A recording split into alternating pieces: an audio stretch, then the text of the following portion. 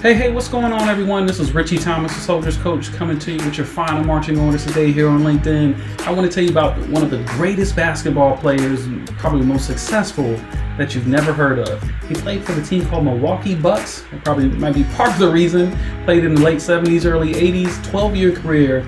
But that's not what's impressive to me. You know, I live in Atlanta. There's a lot of retired athletes here. Saw Dominique Wilkins the other day. But that's not what is impressive to me. What's impressive is that this gentleman is the second richest retired athlete behind none other than Michael Jordan. And you've never heard of him. Again, his name is Junior Bridgman. And what's impressive to me, so this interesting article here, he had a net worth of an estimated $600 million. I don't know about him and Magic Johnson. They're pretty close there, but he doesn't have the name or the brand or the marketing of a Magic Johnson or a Michael Jordan. But they said he had a $600 million net worth. I'm going, how? No sneakers? Like, there's a secret sauce there. But again, here he had a great career here with the Milwaukee Bucks.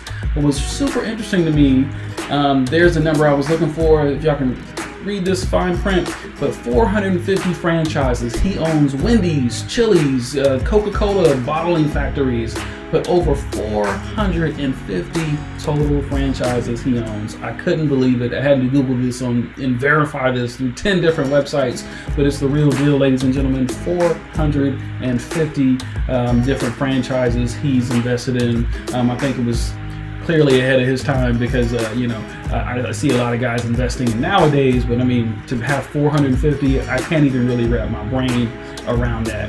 450 total franchises. So what's this got to do with my men and women who are getting ready to transition out? It's funny, so I feel like a lot of athletes get stuck. You know, this past weekend we had, a 45, almost 50-year-old guy named Floyd Mayweather still trying to fight. They say, well, he's earning so much money, it's cool. But I'm like, well, at the same time, like, what happens when he's no longer physically able to do that, right? They're stuck in the mindset of an athlete. He just sees himself as an athlete and nothing else.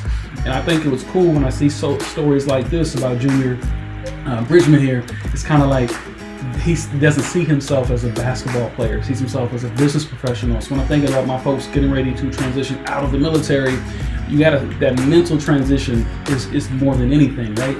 It's super, super key because you cannot see yourself as a soldier. The soldiers don't get hired, business professionals do. So when I think about the 450 franchises that he owns, I'm like, good God.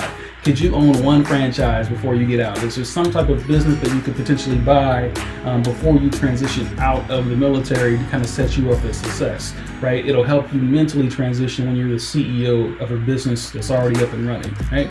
So franchise opportunities or some type of business, because the way that this gentleman has built this empire is absolutely breathtaking to me, and the fact that no one's heard of him is even crazier.